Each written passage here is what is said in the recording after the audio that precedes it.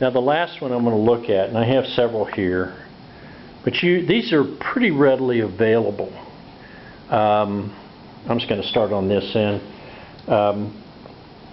One I like a lot is the Pepita series. Pepita Finds Out.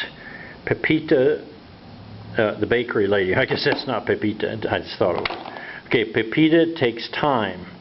Pepita Talks Twice. And you know what that's about? That's about having to translate for her parents. It won the Skipping Stones Honor Award. I'm not a librarian, so I don't know what all those mean.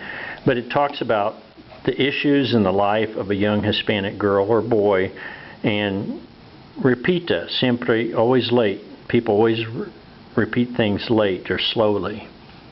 And so it talks about the daily life. So it's going to have some real substance to it.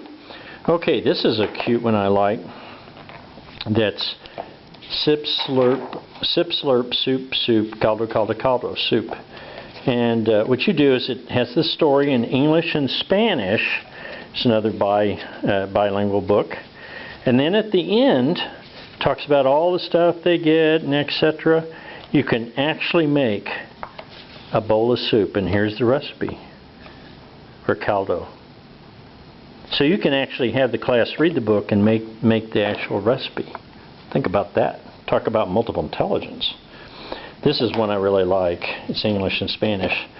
It's like the three pigs on this. Los tres pequeños jabalíes, or javelinas, which are an animal that lives in the lives in the Southwest. I don't think it's a pig. I think it's actually something else. But they're cousins of the pigs, but they're not pigs. And javelinas. There's a baseball team out there, a AAA team named the Javelinas. I think it's javelinas. And so it shows them their little life, and they're cute little things.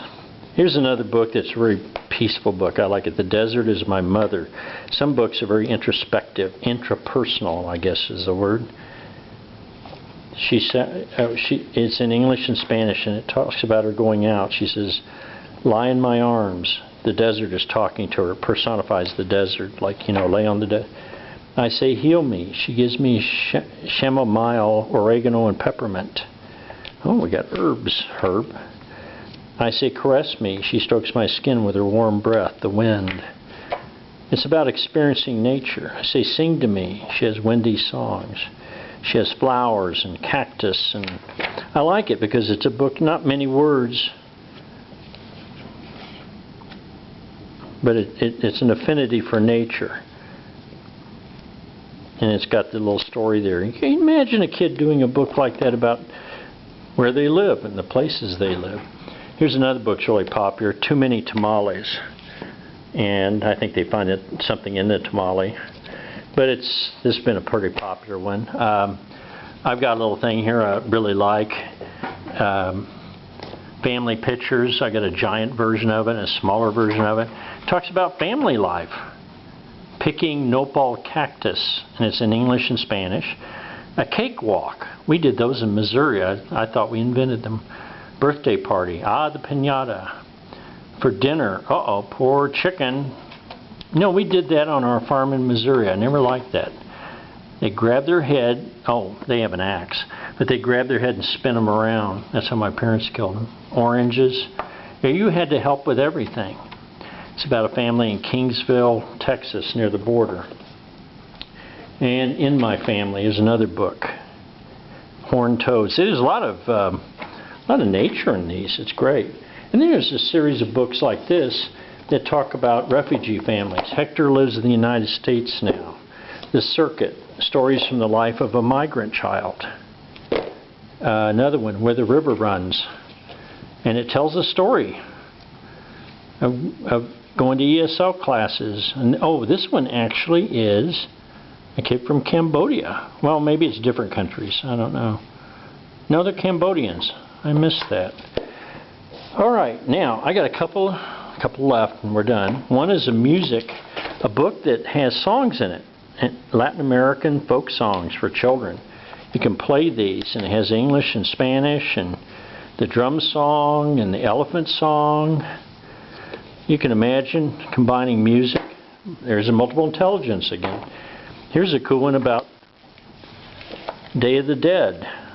If you're not familiar with it, it's on in November, All Souls Day, isn't it? It's not Halloween. Maybe it's November 2nd. I don't know. But it's people go out and they put things and bring food and decorate the graves of those they love who have died. And this book's in English and Spanish. The Day of the Dead. There's a really bad horror movie about that. That is not the purpose of it. And then I like this one. This is called Ghost Tales of the Mexican Ghost Tales of the Southwest. I don't know about you. Some of these are kind of creepy. The Acorn Tree Grove. The Caves of Death in the areas around Chihuahua. And I remember reading some really spooky things. Some of them are they call them Yaqui Indians that live in northwestern Mexico. And it has vampires and the devil's baby. I remember reading one once, maybe it was in Chile, but they have some kind of a vampire-like thing that's about the size of a child and small. I don't know about you, but I've always been creeped out by little tiny ghosts or little